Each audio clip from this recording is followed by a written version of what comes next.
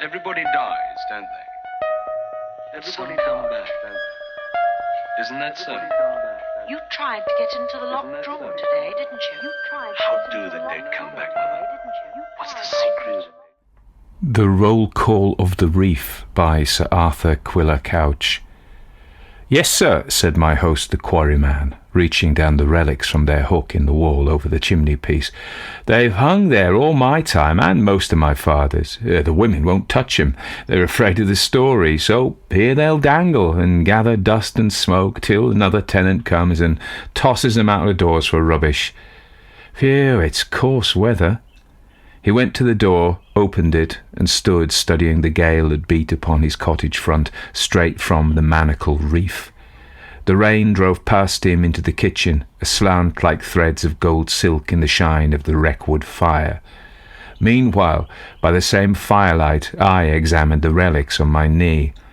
The metal of each was tarnished out of knowledge, but the trumpet was evidently an old cavalry trumpet, and the threads of its party-coloured sling, though frayed and dusty, still hung together. Around the side drum, beneath its cracked brown varnish, I could hardly trace a royal coat of arms and a legend running "Per mare per terram," the motto of the Marines. Its parchment, though coloured and scented with wood smoke, was limp and mildewed, and I began to tighten up the straps, under which the drumsticks had been loosely thrust, with the idle purpose of trying if some music might be got out of the old drum yet. But as I turned it on my knee, I found the drum attached to the trumpet sling by a curious barrel-shaped padlock, and paused to examine this. The body of the lock was composed of half a dozen brass rings, sat accurately edge to edge, and rubbing the brass with my thumb, I saw that each of the 6 had a series of letters engraved around it. I knew the trick of it, I thought. Here was one of those word padlocks, once so common, only to be opened by getting the rings to spell a certain word which the dealer confides to you. My host shut and barred the door and came back to the hearth. "'Twas just such a wind, east by south, that brought in what you've got between your hands. Back in the year 9 it was. My father has told me the tale a score of times. You're twisting round the rings, I see, but you'll never guess the word. Parson Kendall, he made the word, and locked down a couple of ghosts in their graves with it, and when his time came, he went to his own grave and took the word with him." "Whose ghosts, Matthew?" "You want the story, I see, sir. My father could tell it better than I can. He was a young man in the year 9, unmarried at the time, and living in this very cottage, just as I be. That's how he came to get mixed up with the tale. He took a chair, lit a short pipe, and unfolded the story in a low, musing voice, with his eyes fixed on the dancing violet flames." "Yes. He'd have been about 30-year-old in January of the year 9. The storm got up in the night of the 21st of that month. My father was dressed and out long before daylight. He never was one to bide in bed. Let be that the gale by this time was pretty near lifting the thatch over his head. Besides which, he'd fenced a small tatey patch that winter down by Lowland Point, and he wanted to see if it stood the night's work. He took the path across Gunner's Meadow, where they buried most of the bodies afterwards. The wind was right in his teeth at the time, and once on the way, he's told me this often, a great strip of oarweed came flying through the darkness and fetched him a slap on the cheek like a cold hand. But he made shift pretty well till he got to the lowland, and then he had to drop upon his hands and knees and crawl, digging his fingers every now and then into the shingle to hold on, for he declared to me that the stones, some of them as big as a man's head, kept rolling and driving past till it seemed the whole foreshore was moving westward under him. The fence was gone, of course, not a stick left to show where it stood, so that when he first came to the place, he thought he must have missed his bearings. My father, sir, was a very religious man, and if he reckoned the end of the world was at hand, there, in the great wind and night, among the moving stones, you may believe he was certain of it when he heard a gun fired, and, with the same, saw a flame shoot up out of the darkness to windward, making a sudden fierce light in all the place about. All he could find to think or say was, "The second coming, the second coming. The bridegroom cometh, and the wicked he will toss like a ball into a large country." And being already upon his knees, he just bowed his head and bided, saying this over and over. But by and by, between two squalls, he made bold to lift his head and look, and then, by the light, a bluish colour it was, he saw all the coast clear away to Manacle Point. And off the Manacles, in the thick of the weather, a sloop of war with topgallants housed, driving stern foremost towards the Reef. It was she, of course, that was burning the flare. My father could see the white streak and the ports of her quite plain as she rose to it, a little outside the breakers, and he guessed easy enough that a captain had just managed to wear ship and was trying to force a nose to the sea with the help of a small bower anchor and the scrap or two of canvas that hadn't yet been blown out of her. But while he looked, she fell off, giving a broadside to it, foot by foot, and drifting back on the breakers around Carn-Du and the Vases. The rocks lie so thick thereabouts that 'twas a toss-up which she struck first. At any rate, my father couldn't tell at the time, for just then the flare died down and went out. Well, sir, he turned then in the dark and started back for Coverack to cry the dismal tidings, though well knowing the ship and crew to be past any hope, and as he turned, the wind lifted him and tossed him forward like a ball, as he'd been saying, and homeward along the foreshore.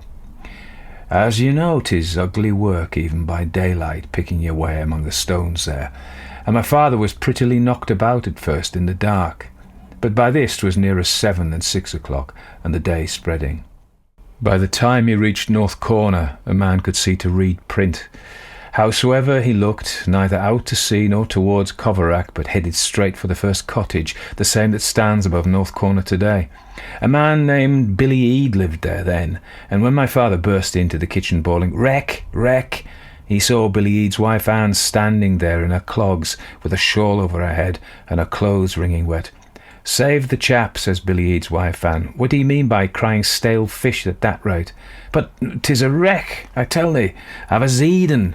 "Why, so 'tis," says she, "and I've a zeeden too, and so has everyone with an eye in his head." And with that she pointed straight over my father's shoulder, and he turned, and there, close under Dollar Point, at the end of Coverack town, he saw another wreck washing, and the point black with people like emmets running to and fro in the morning light.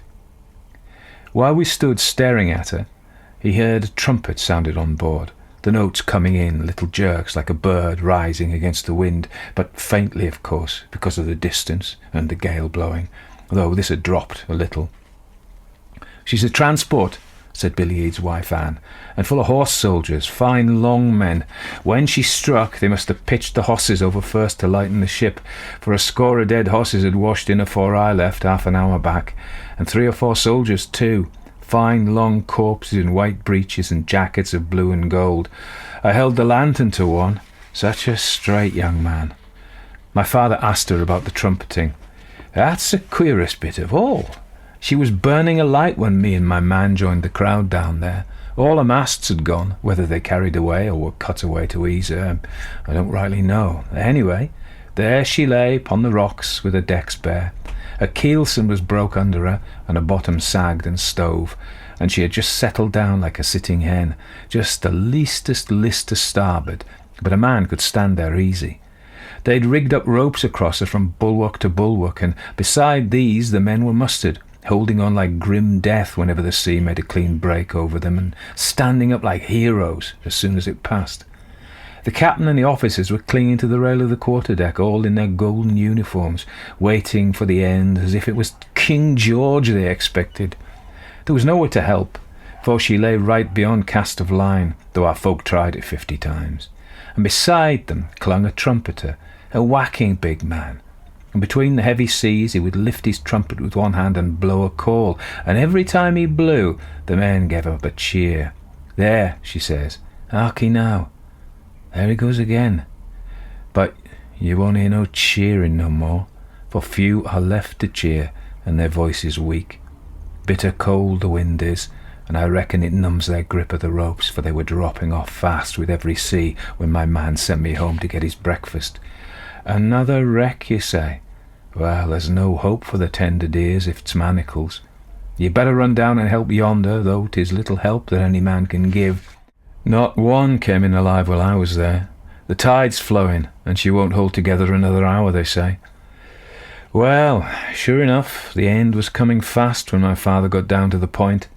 6 men had been cast up alive, or just breathing, a seaman and 5 troopers. The seaman was the only one that had breath to speak, and while they were carrying him into the town, the word went round that the ship's name was the Dispatch, transport, homeward bound from Corunna, with the detachment of the 7th Hussars that had been fighting out there with Sir John Moore. The seas had rolled her further over by this time, and given her decks a pretty sharp slope, but a dozen men still held on, 7 by the ropes near the ship's waist, a couple near the break of the poop, and 3 on the quarterdeck. Of these 3, my father made out one to be the skipper. Close by him clung an officer in full regimentals. His name, they heard after, was Captain Duncanfield. And last came the tall trumpeter, and if you believe me, the fellow was making shift there at the very last to blow God Save the King. What's more, he got to send us victorious before an extra big sea came bursting across and washed them off the deck. Every man but one of the pair beneath the poop, and he dropped his hull before the next wave, being stunned, I reckon. The others went out of sight at once, but the trumpeter, being, as I said, a powerful man as well as a tough swimmer, rose like a duck, rode out a couple of breakers, and came in on the crest of the 3rd. The folks looked to see him broke like an egg at their feet, but when the smother cleared, there he was, lying face downward on a ledge below them. And one of the men that happened to have a rope around him, I forget the fellow's name if I ever heard it, jumped down and grabbed him by the ankle as he began to slip back. Before the next big sea, the pair were hauled high enough to be out of harm, and another heave brought them up the grass. Quick work, but the master trumpeter wasn't quite dead. Nothing worse than a cracked head and 3 staved ribs. In 20 minutes or so they had him in bed with the doctor to tend him. Now was the time, nothing being left alive upon the transport, for my father to tell of the sloop he'd seen driving upon the manacles. And when he got a hearing, though most were set upon salvage and believed a wreck in the hands, so to say, to be worth half a dozen they couldn't see, a good few volunteered to start off with him and have a look. They crossed Lowland Point, no ship to be seen on the manacles nor anywhere upon the sea. 1 or 2 was for calling my father a liar. Wait till we come to Dean Point, said he. Sure enough, on the far side of Dean Point, they found the sloop's mainmast washing about with half a dozen men lashed to it, men in red jackets, every mother's son drowned and staring.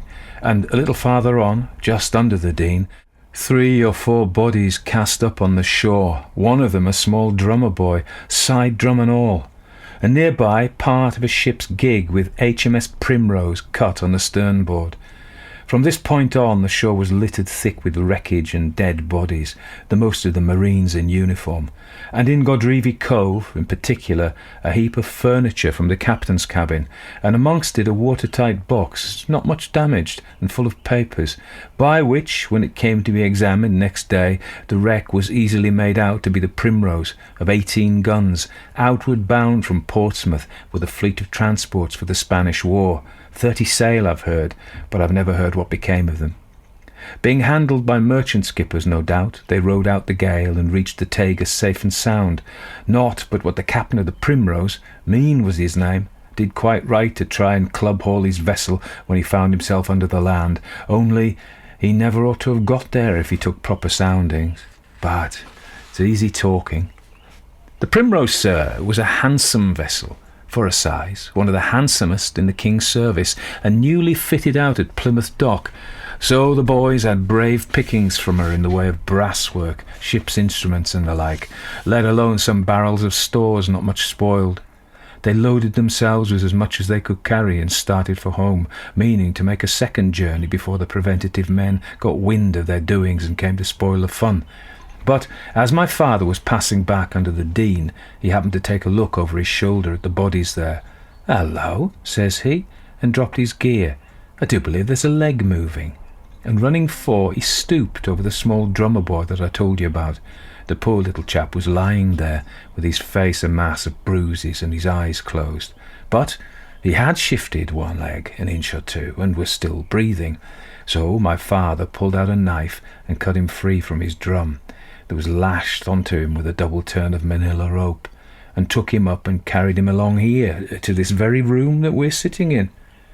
He lost a good deal by this, for when he went back to fetch his bundle, the preventative men had got hold of it, and were thick as thieves along the foreshore, and that 'twas only by paying one or two to look the other way that he picked up anything worth carrying off, which you'll allow to be hard, seeing that he was the first man to give news of the wreck.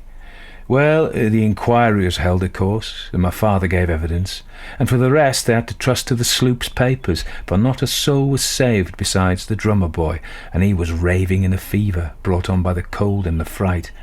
And the seamen and the 5 troopers gave evidence about the loss of the despatch. The tall trumpeter, too, whose ribs were healing, came forward and kissed the book, but somehow his head had been hurt in coming ashore, and he talked foolish-like, and 'twas easy seen he'd never be a proper man again. The others were taken up to Plymouth, and so went their ways, but the trumpeter stayed on in Coverack, and King George, finding he was fit for nothing, sent him down a trifle of a pension after a while, enough to keep him in board and lodging, with a bit of tobacco left over.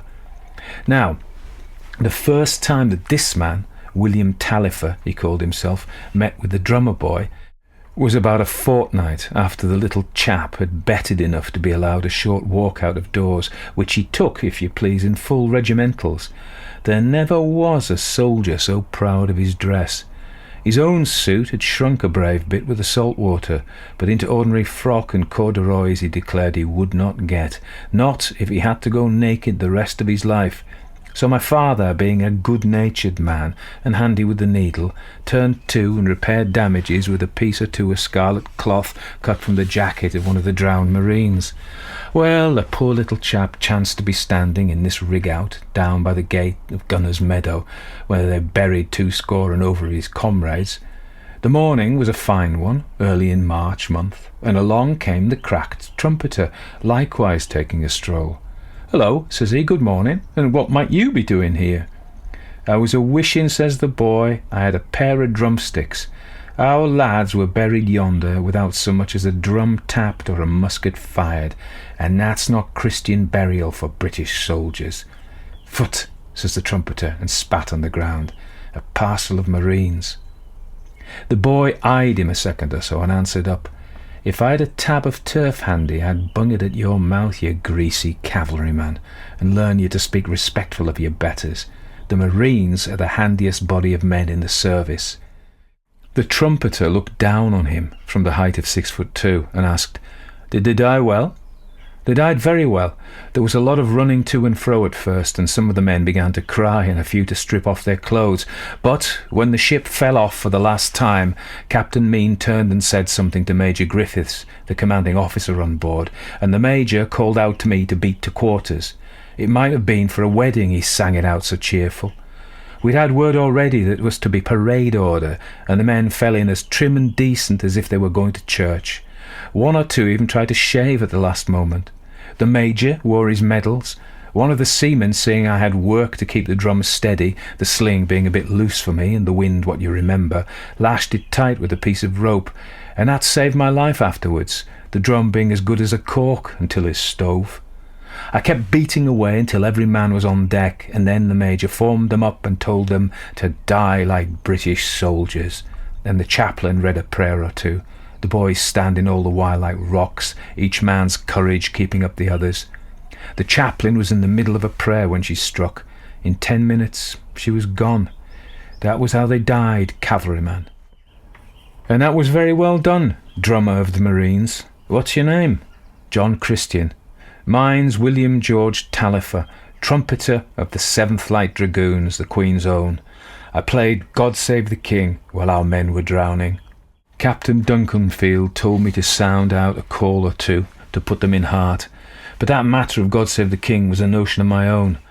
I won't say anything to hurt the feelings of a marine, even if he's not much over 5 foot tall, but the Queen's Own Hussars is a tearing fine regiment.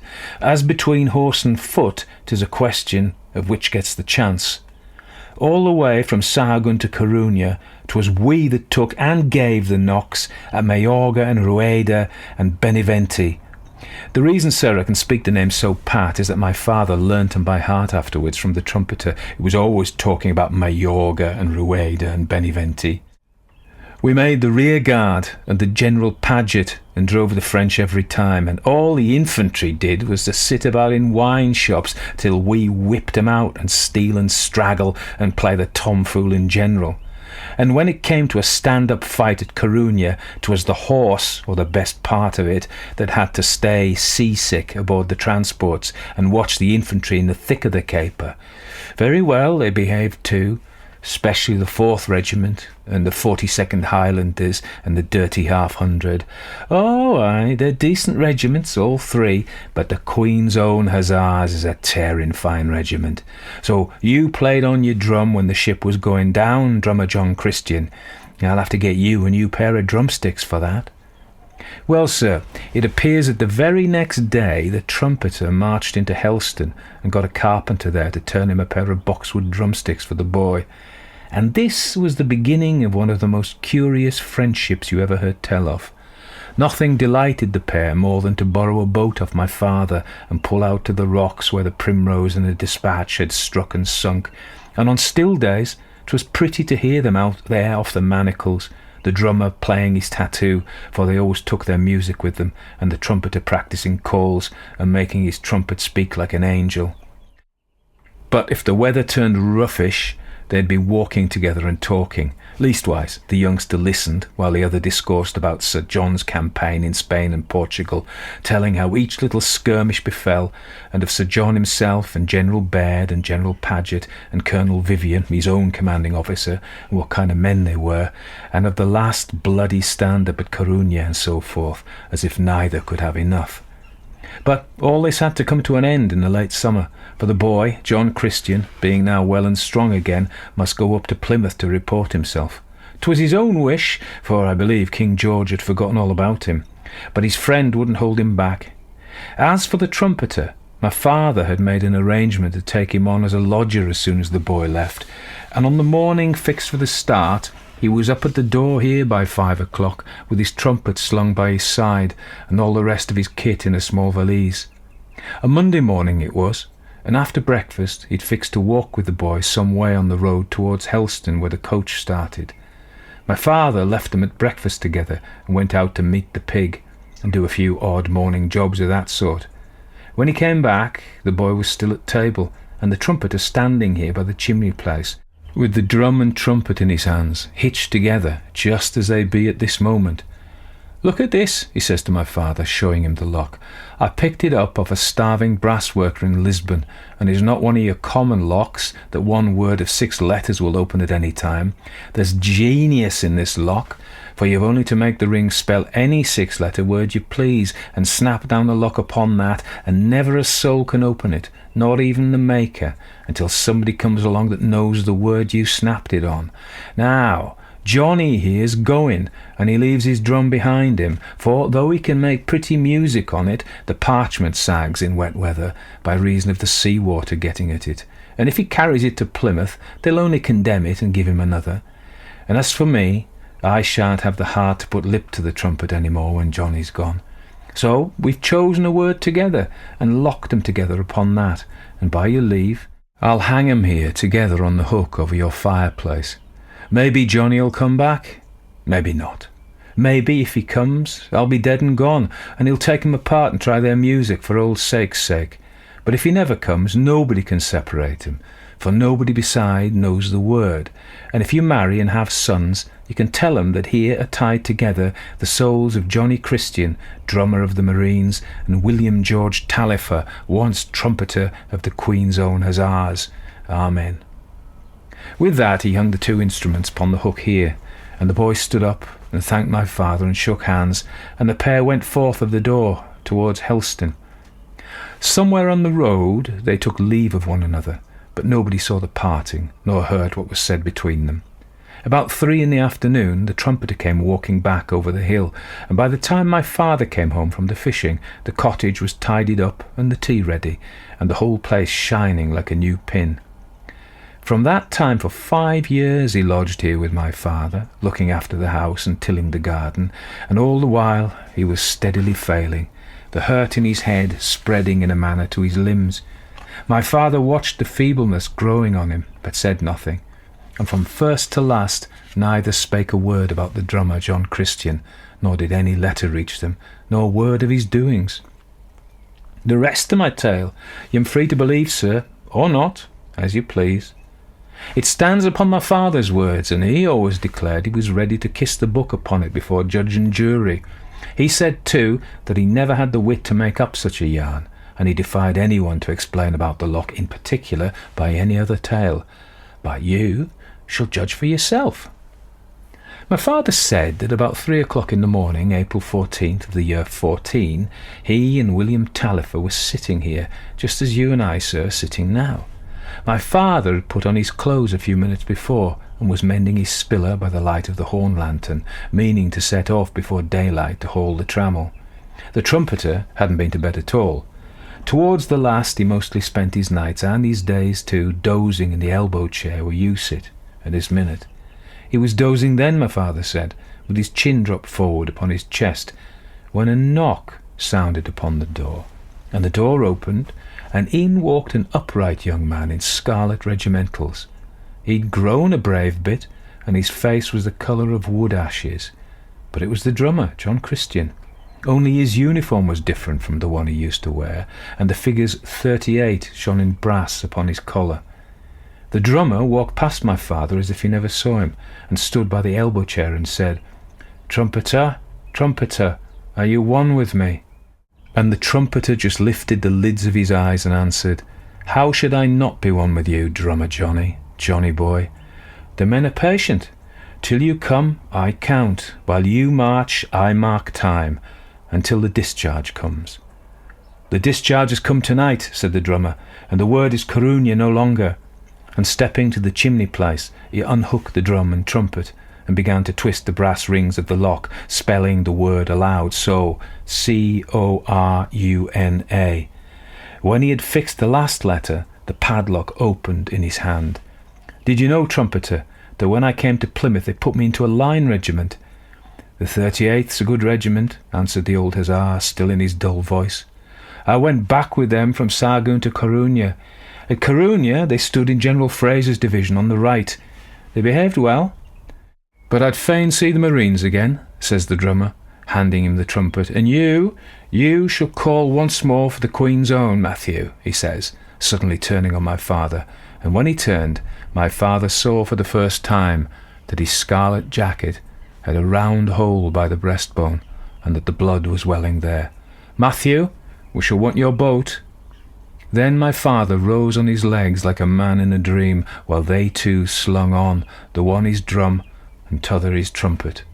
He took the lantern and went quaking before them down to the shore, and they breathed heavily behind him, and they stepped into his boat, and my father pushed off.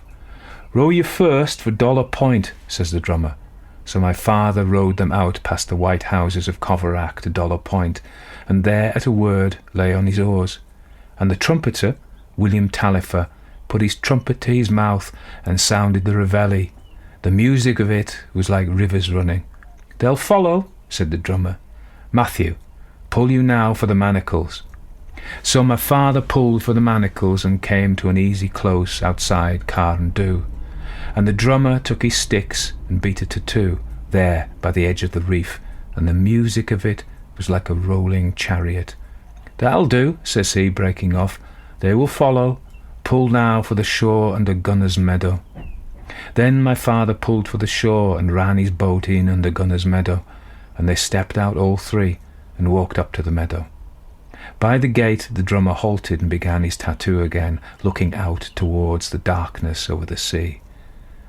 And while the drum beat and my father held his breath, there came up out of the sea and the darkness a troop of men, horse and foot, and formed up among the graves, and others rose out of the graves and formed up, drowned marines with bleached faces, and pale hussars riding their horses, all lean and shadowy. There was no clatter of hoofs or accoutrements, my father said, but a soft sound all the while, like the beating of a bird's wing, and a black shadow lying like a pool about the feet of all. The drummer stood upon a little knoll just inside the gate, and beside him the tall trumpeter, with hand on hip, watching them gather, and behind them both my father, clinging to the gate. When no more came, the drummer stopped playing and said, "Call the roll."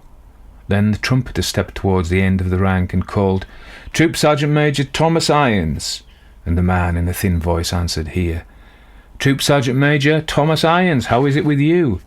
The man answered, "How should it be with me? When I was young, I betrayed a girl, and when I was grown, I betrayed a friend, and for these things I must pay. But I died as a man ought. God save the King." The trumpeter called to the next man, "Trooper Henry Buckingham," and the next man answered, "Here." "Trooper Henry Buckingham, how is it with you?" "How should it be with me? I was a drunkard and I stole, and in Lugo, in a wine shop, I knifed a man. But I died as a man should. God save the King." So the trumpeter went down the line, and when he'd finished, the drummer took it up, hailing the dead marines in their order. Each man answered to his name, and each man ended with, "God save the King." When all were hailed, the drummer stepped back to his mound and called, "It's well, you're content, and we're content to join you. Wait yet a little while." With this he turned and ordered my father to pick up the lantern and lead the way back. As my father picked it up, he heard the ranks of dead men cheer and call, "God save the King!" and saw them waver and fade back into the dark like a breath fading off a pane. But when they came back here to the kitchen, and my father set the lantern down, it seemed they'd both forgot about him, for the drummer turned in the lantern light, and my father could see the blood still welling out of the hole in his breast, and took the trumpet sling from around the other's neck, and locked drum and trumpet together again, choosing the letters on the lock very carefully. While he did this, he said, "The word is no more Corunna, but Bayonne. As you left out an N in Corunna, so must I leave out an N in Bayonne." And before snapping the padlock, he spelt out the word slowly, B-A-Y-O-N-E.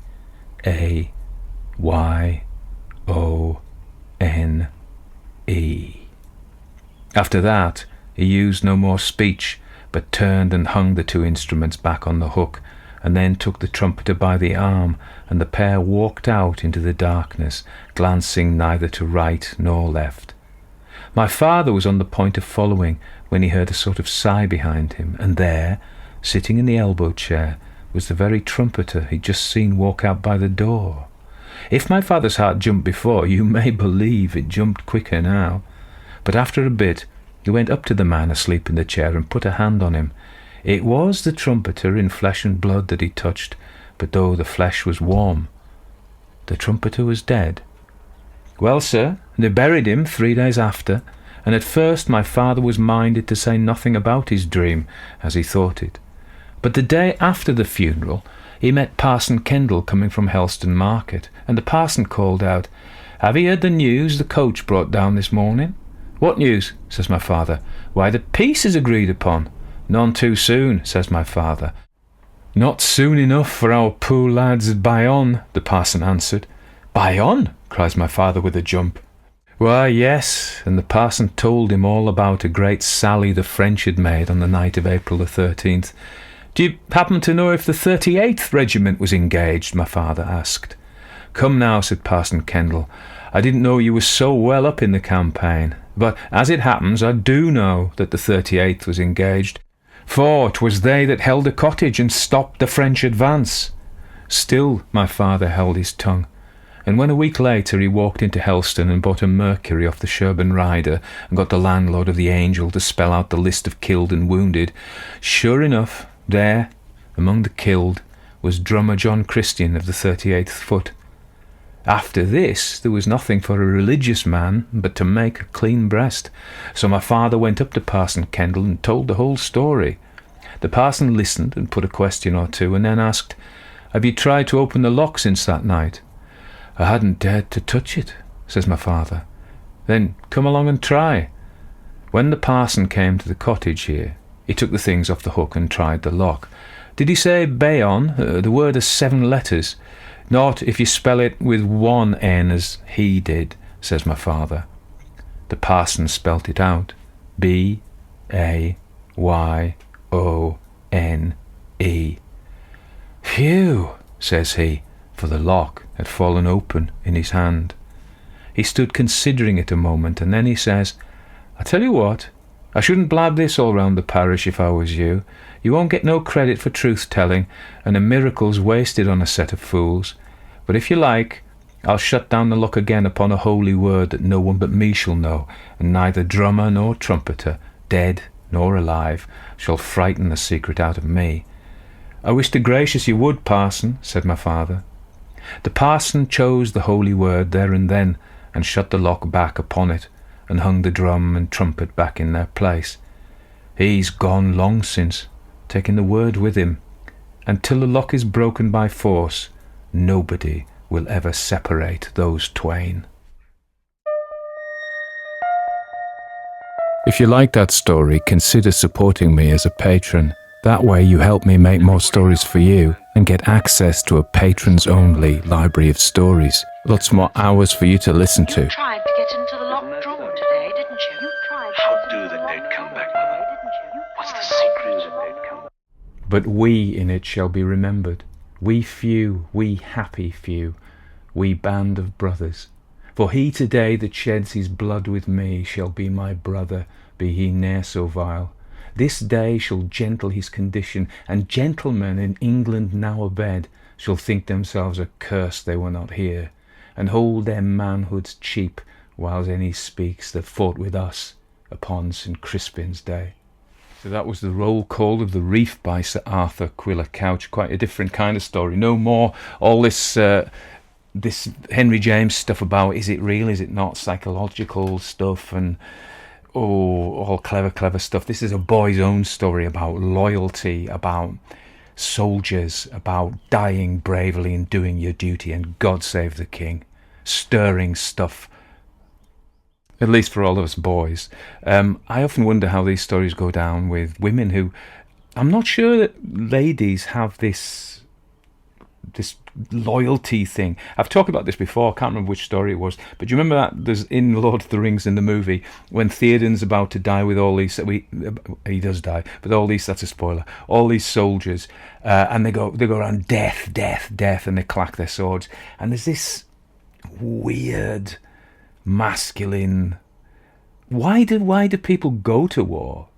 I don't know. It's deeply in our DNA, I think. We just can't seem to stop it. Not all of us, potentially, but certainly this kind of stuff never goes away, never has gone away. Chimpanzees do it as well. I think it will be with us to the end of time. So Sir Arthur Quiller-Couch, known mainly by his pen name Q, was born in 1863 in Bodmin in Cornwall, and his family had a deep intellectual and cultural roots. His father, Sir Thomas Quiller-Couch, was a noted physician and folklorist. His grandfather, Jonathan Couch, distinguished himself as a naturalist, classicist, and historian, and this obviously had a big influence on the young lad. Growing up, these kind of things were what his family did. So he was educated first at Newton Abbot Propriety, and then Clifton College Propriety School, Propriety School, yeah. And no, that's wrong. Newton Abbot Proprietary rather than preparatory, and went on to Trinity College, Oxford, where he excelled in classics, earning a first in moderations and a second in literae humaniores, and briefly took up a lectureship in 1886. Even as he was pursuing academia, the pull of storytelling in the sea proved irresistible. He's a good Cornish lad, you see. His first novel, Dead Man's Rock, 1887, bore the unmistakable inspiration. This is how I normally narrate. I have whole hours of things just doing that. Dead Man's Rock bore the unmistakable influence of Robert Louis Stevenson's adventurous spirit, and this blend of intellectual and popular writing became a hallmark of his career. I think I see the connections, actually. I see the similarities. Louis Stevenson's stuff is very vibrant, very action-based writing on the whole. So you can see that, yeah. By the late 1880s, Quiller-Couch had embraced London's journalistic world, writing for The Speaker and establishing himself as a critic of considerable range. But in 1891, he sought solace and creative renewal in Fowey. Now, I used to go out with a girl from Foy, many years ago, and she would correct my pronunciation. A small port he would idealise as Troy Town in his fiction. There he married Louisa Amelia Hicks in 1889 and built a stable life grounded in literary pursuits, local politics and cultural engagement. Yeah, not like my own. Although he penned numerous novels and poetry collections, Poems 1930, Green Bays 1930, wrote 2 collections in 1930. It was Q, as we will call him, editorial work that affirmed his lasting legacy. His 1900 magnum opus, the Oxford Book of English Verse, 1250-1900, revised 1939, you may have a copy on your shelf, became a literary staple, selling nearly 500,000 copies and earning a place in knapsacks of soldiers in 2 world wars. Can you imagine him carrying that thing? I think this is heavy. I think soldiers would have dumped it and used the weight for more spam, to be honest. Bully beef and tea. That's your Tommy anyway. So his other editorial efforts, the Oxford Book of Ballads, critical LA...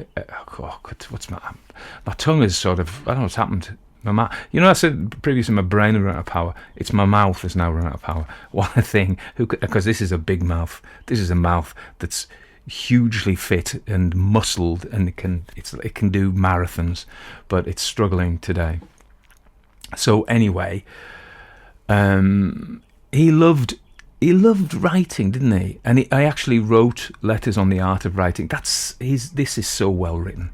I may have stumbled over it, but it's so well written. The shape of this, it is almost like a folk story. It's like a story you might hear from the literary tradition, passed down from some local storytellers, and it's so well done, and it's pretty sentimental, but we like that. Remember, we're here to have emotions, and sentiment is all right. So. So in 1910 he was knighted in recognition of both his national and Cornish cultural contributions. 2 years later he assumed the chair of English Lit at Cambridge, becoming the King Edward VII Professor, God save the King, and helped found the English Tripos. Colleagues and students found him an engaging teacher, and his lectures collected on the art of writing and on the art of reading remained instructive and inspirational. Through his time at Foy, Quiller-Couch remained deeply rooted in Cornwall, a cultural presence likened to the region's uncrowned king. He served as Commodore of the Royal Foy Yacht Club from 1911, acted with Liberal Party circles, and was inducted as a bard of the Gorsedd Cerno under the title Marchech Goch, the Red Knight, or Marchech Coch, the Red Knight. Marchog Coch in Welsh, but in Cornish, Marchech Coch. Just so as you know, hope you can hear the difference. His private life, shadowed by both literary and delight and tragedy, bore its own drama. The death of his son Breville, an award-winning poet and soldier to influenza in 1919, was a profound loss. Yet his daughter Foy remained a vital companion, a muse to Kenneth Grahame's Ratty. And a bridge to later literary generations such as Daphne du Maurier, good old Daphne. Other writers also carried forward Q's unfinished visions. He completed Robert Louis Stevenson's St Ives, 1896, from the author's final notes, and after Q's own death, Daphne du Maurier finished his incomplete Castle Door in 1961, extending his Cornish literary heritage. Even as the bombs fell above Cambridge, where he was professor, as you remember, in 1940, he retained his characteristic humour and keen eye. Then, in March 1944, while walking to the yacht club in Foy, he suffered minor injuries in a pillbox jeep collision, i.e. to say his jeep ran into a pillbox. He died weeks later on 12th of May, aged 80, amid the convulsions of war, just as Foy bustled with vessels preparing for D-Day. Yeah, it was March 1944, so it'd be the build-up.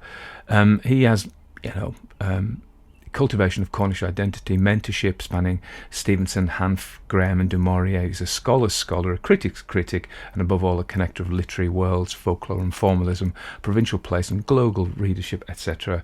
ad infinitum.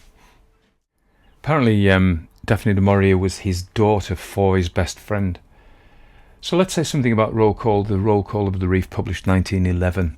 So it was published in 1911 in his collection Noughts and Crosses, subtitled Stories, Studies and Sketches. It brought a bunch of his particularly Cornish stories to do with Cornish settings and seafaring life. So I'm not clear that he was ever a soldier or a marine, but he certainly knew the Cornish coast and all that wrecking stuff that used to go on. There are things to say, really. I'll probably come back to it. So I got this from the Oxford Book of English Ghost Stories, which has provided many of the stories I've read. I think I've nearly done all of them now. I'm looking at when this edition's from. It was 86. No, this is the 86 edition, reprinted 87. So probably it is pretty old, the book I've got, but it's sturdy. So if you get a chance to buy a copy, it'll last you. You could probably... if you've got any wonky tables, we'd have to have a pretty short leg because it's a thick book. So anyway, so there we are. What's it about? Well, it wasn't marketed initially as a ghost story, and it's restrained. It's not gothic in the sense of, I don't think he's trying to scare us. I think the most ghosty bit of it is when the drummer boy comes back. And they do all this roll call, and the ghosts are waiting. That was very...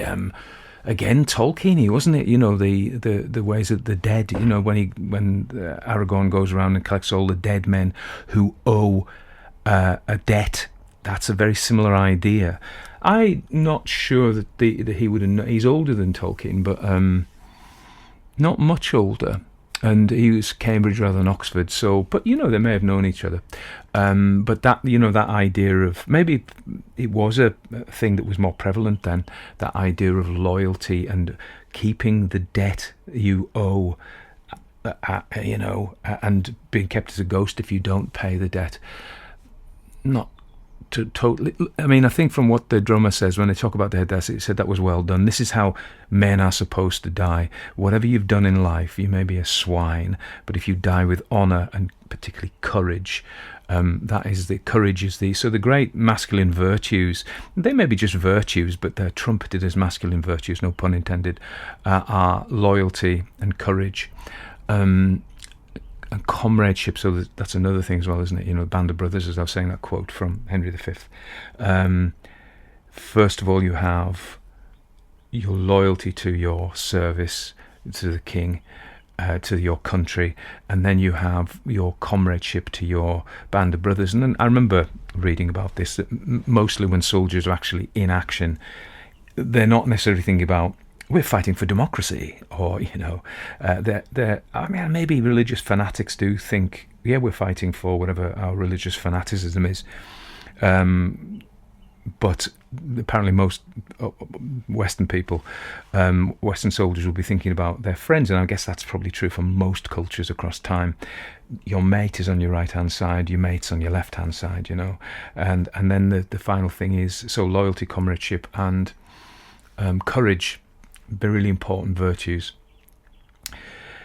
In the Henry V quote, the whole thing is spoken by Henry V, King Harry. He talks about how if you fight with courage by his side and shed blood by his side, you will be his brother, no matter how lowly you are in the status, but also you will be remembered. And this, if you read heroic stuff back to the Beowulf, the Battle of Malden, some of the a Godolphin, and all these epic heroic culture stuff, these are the virtues they celebrate: courage, loyalty, duty, and the fact your reward is you will be remembered across time. And in a sense, the memory issue here is they go to the graveyard, and it's a number of years since the shipwrecks, but they call the men by name. The men come up, their names are remembered, even in the story, and of course these two here, they're remembered they're symbolized by their instruments, and their comradeship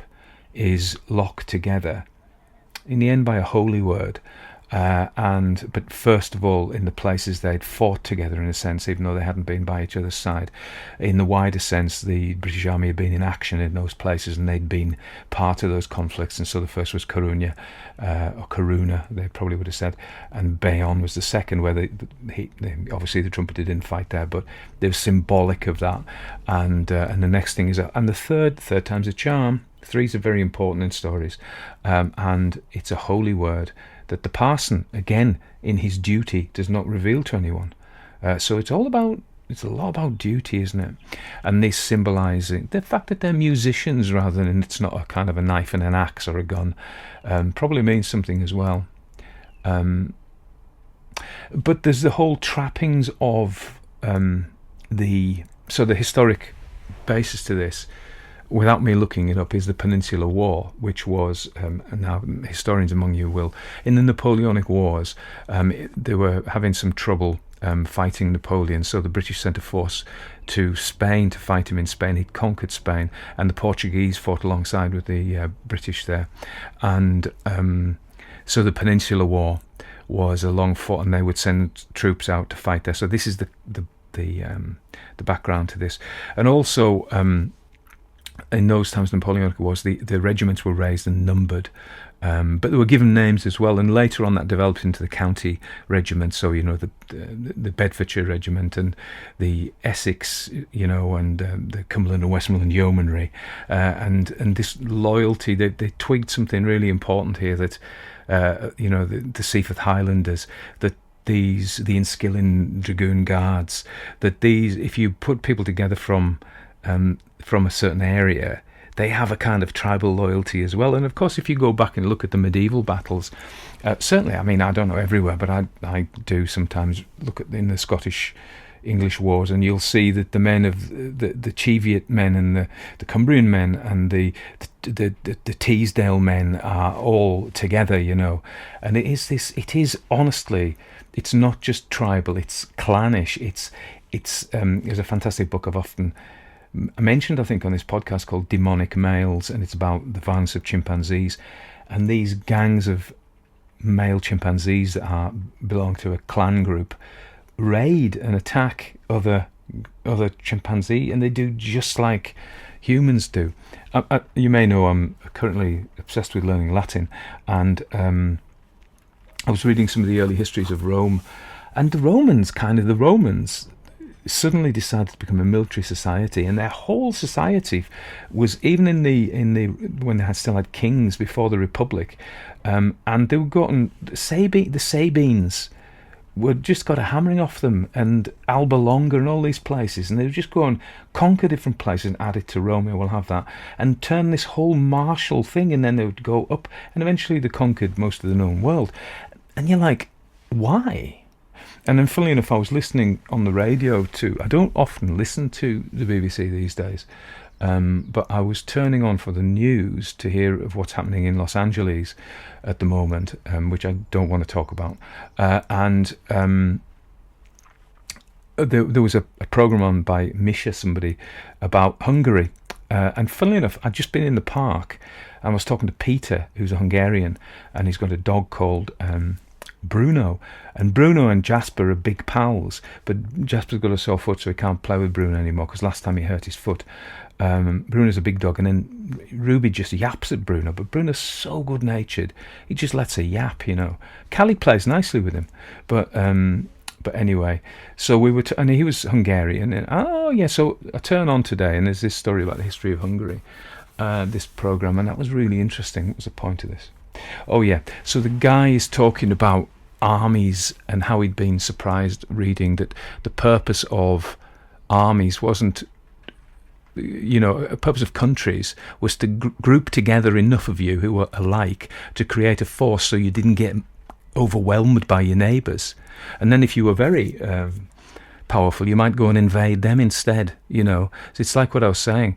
But there's these deep-seated emotions involved that clearly are, if we talk about evolutionary psychology, which is of course pretty much a lot of just so stories, but they're plausible, is that exactly that, if your clan group wasn't strong enough, it would be, you would be attacked, your land would be taken, your males would be killed, and your females would be enslaved, and you know, and children would be enslaved. So it was important for the clan group, just as for the chimpanzees, to have a group of powerful males to protect them. And so then this leads to the glorification of that culture, but it's deeply in males. I don't actually think it is cultural. I think it's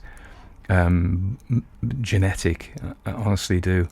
And so this whole thing of the 38th and the Queen's Own Hussars, the 7th, isn't it, 7th, and this, it still goes on, and the military recognise the importance of this, so they do have these rituals of regiments and units and unit loyalty, because it just plays into this genetic makeup of males primarily.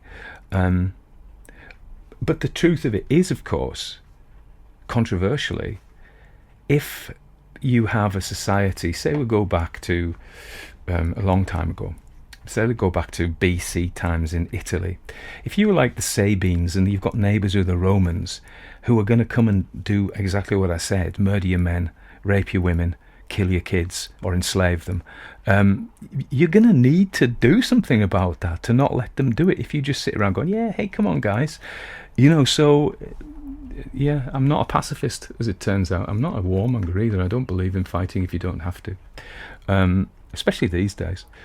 Although, as I said, I don't think we can stop it somehow. We don't seem to be able to stop ourselves. But I mean, for example, why does China want Taiwan?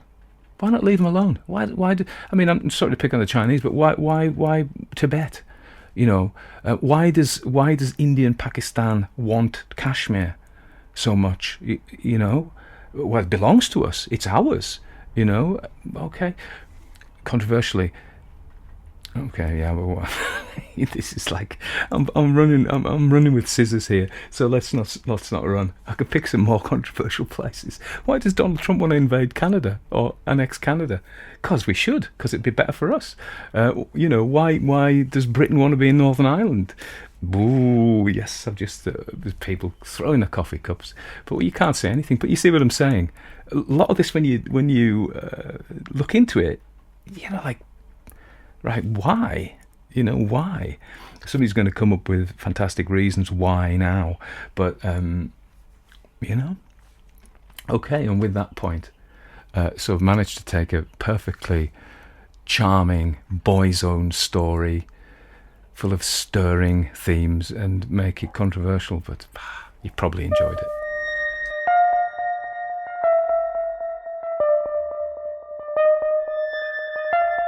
Everybody dies, don't they? Everybody come back, don't they? Isn't that so? You tried to get into the locked drawer today, didn't you? How do the dead come back, Mother? What's the secret?